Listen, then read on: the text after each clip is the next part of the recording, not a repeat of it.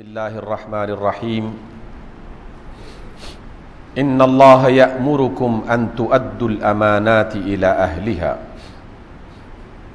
وَإِذَا حَكَمْتُمْ بَيْنَ النَّاسِ أَن تَحْكُمُوا بِالْعَدْلِ إِنَّ اللَّهَ نِعِمَّ مَا يَعِظُكُمْ بِهِ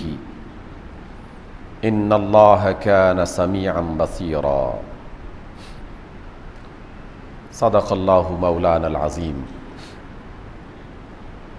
سامعین گرامی، سورہ النساء کی آیت نمبر 58 آپ کے سامنے تلاوت کی ہے۔ اللہ رب العزت نے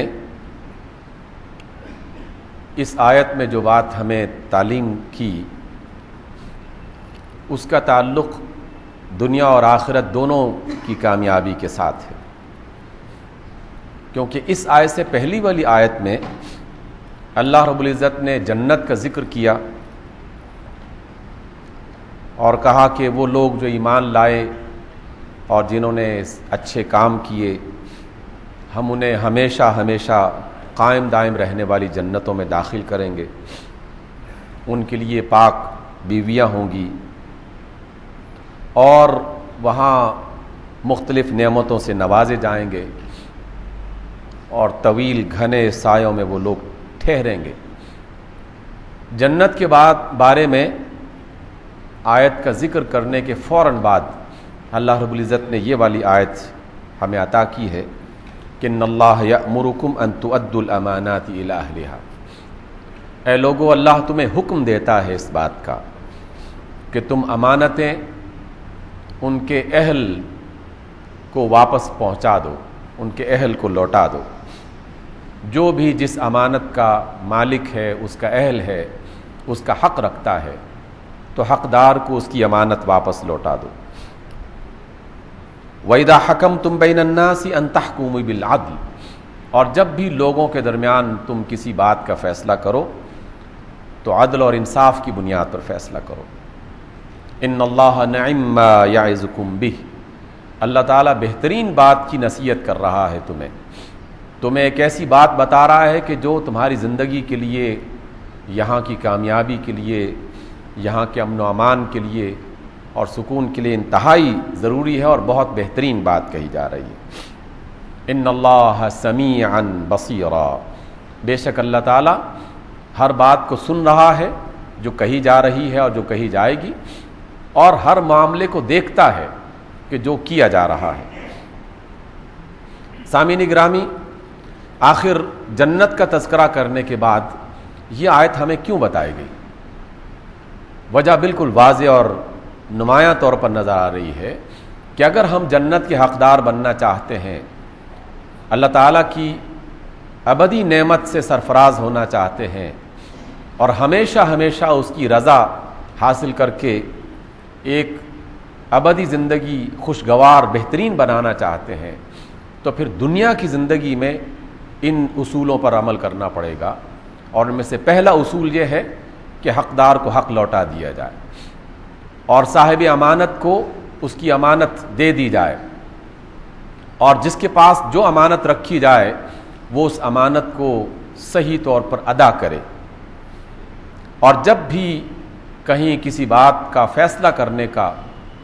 ذمہ دیا جائے کسی فرد کو، کسی ادارے کو، کسی گروہ کو، تو اسے چاہیے کہ وہ عدل اور انصاف کی بنیاد پر فیصلہ کرے۔ اور ساتھ ساتھ اللہ رب العزت نے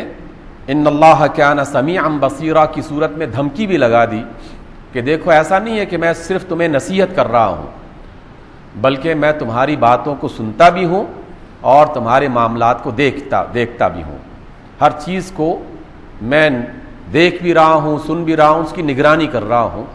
اس لیے اگر تم نے عدل اور انصاف کو اختیار نہ کیا اور امانت جو تمہارے ذمے کی گئی ہے اس کو ادا نہ کیا اور صاحب امانت کو اس کی امانت واپس نہ کی، تو جان لو کہ جس کا وعدہ تم سے کیا جا رہا ہے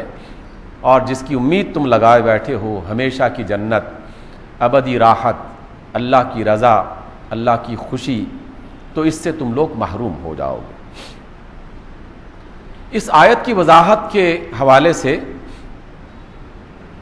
مجھے کل ہی ایک حدیث پڑھنے کا اتفاق ہوا. اس طرح کی باتیں اور اس موضوع سے متعلق باتیں تو کئی بار پہلے بھی پڑھیں، لیکن یہ حدیث ایک نئے اور اچھوتے انداز میں پیش کی گئی ہے. جناب عبداللہ ابن مسعود رضی اللہ تعالیٰ عنہ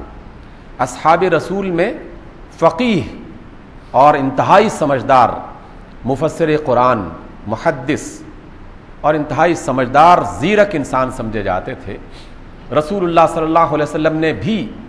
آپ کی سمجھداری، قرآن مجید اور احادیث رسول کا علم جو آپ کو عطا کیا ہے، خود رسول اللہ صلی اللہ علیہ وسلم نے اس کی بارہا تعریف کی کہ یہ ایک قابل فہم اور اچھا علم رکھنے والے صاحب ہیں. اور خلفائے راشدین میں سے ہر زمانے میں جب تک جناب عبداللہ ابن مسعود حیات رہے ان سے لوگ استفادہ کرتے رہے. حضرت عبداللہ ابن مسعود روایت کرتے ہیں کہ رسول اللہ صلی اللہ علیہ وسلم نے فرمایا، قیامت کے روز ایک شہید اللہ رب العزت کی بارگاہ میں پیش کیا جائے گا. اور شہید کا تصور اپنے ذہن میں لا کر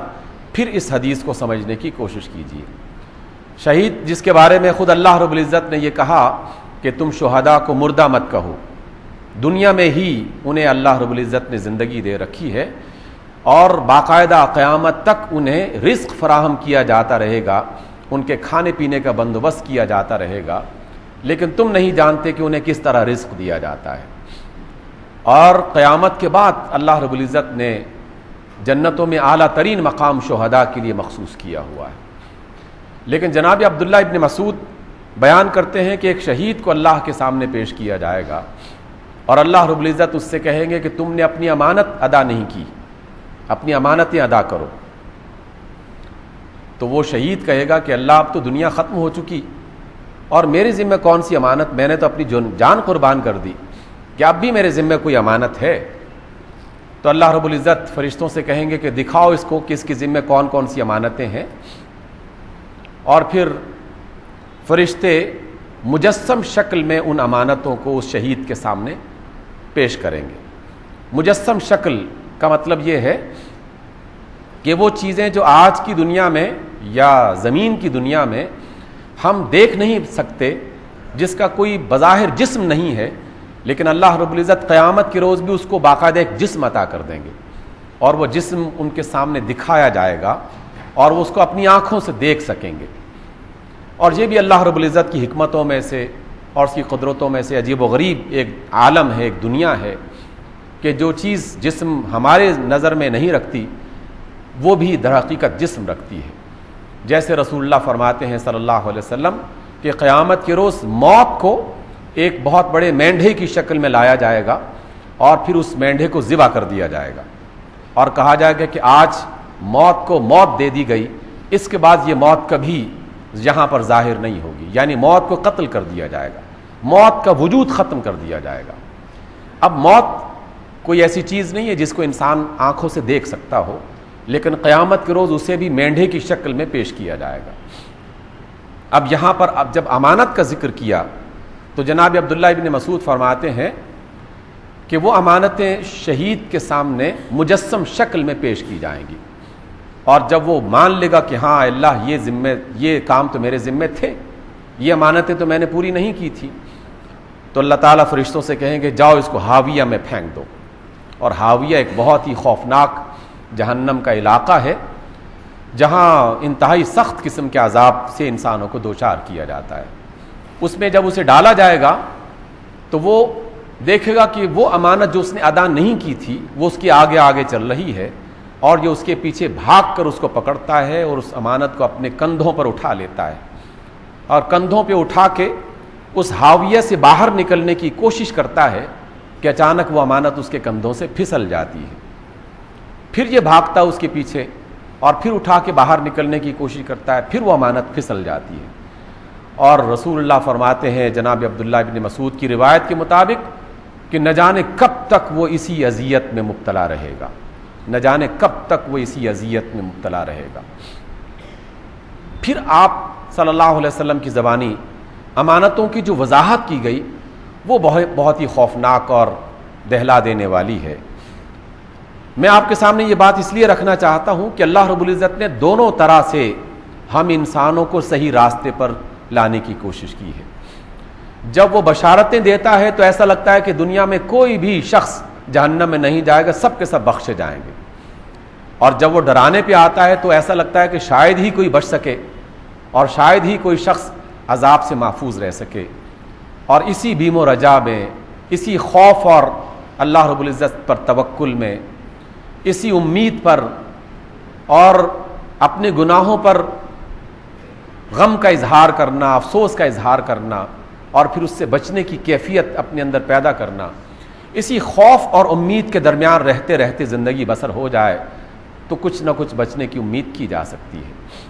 اس وجہ سے جب رسول اللہ صلی اللہ علیہ وسلم نے امانتوں کی وضاحت کرنا شروع کی تو فرمایا جو تم نے نمازیں ادا نہیں کی وہ بھی تمہارے ذمے امانتیں تھیں، جو تم نے روزے نہیں رکھے وہ بھی تمہارے ذمے امانتیں تھیں، اور جو تم نے کسی کا مال اپنے پاس رکھا ہوا تھا یا کسی بندے نے اپنا مال تمہارے حوالے کیا تھا وہ بھی تمہارے ذمے امانت تھی، اور وہ جس ذمہ داری پر تمہیں بٹھایا گیا تھا، فریقین کے درمیان میں فیصلہ کرنا ہو، کسی ذمہ داری کو نبھانا ہو، کوئی بھی ذمہ داری ہو تو وہ ذمہ داری بھی تمہارے ذمے ایک طرح کی امانت تھی۔ اور پھر جناب عبداللہ ابن مسعود مختلف کاموں کو گنوانا شروع کر دیا انہوں نے، اور بہت ساری باتیں گنا کے رکھ دیں۔ ایسا لگتا ہے کہ جیسے سارے وہ کام جو ہمارے ذمے ہیں وہ سب کے سب امانت کا درجہ رکھتے ہیں۔ اس اعتبار سے جب میں نے اس حدیث پر اور اللہ رب العزت کے اس فرمان پر غور کرنا شروع کیا تو مجھے اپنے اندر سے یہ بات محسوس ہونا شروع ہو گئی کہ میں اگر ایک ادارے میں تعلیم دینے کا ذمہ دار ہوں، استاد کی حیثیت سے ایک تعلیمی ادارے میں کام کرتا ہوں، تو صحیح تعلیم دینا اور ہر بچے کو اس سبجیکٹ کے متعلق پوری صحیح انفارمیشن مہیا کرنا اور اس کی تربیت کے لیے، اس کی اخلاقی بہتری کے لیے، اس کو بہتر انسان بنانے کے اعتبار سے، دنیا میں ایک کامیاب انسان بنانے کے اعتبار سے جو کام میرے ذمے ہیں اگر میں نے اس کو ادا نہ کیا تو میں گویا اپنی امانت میں خیانت کر رہا ہوں۔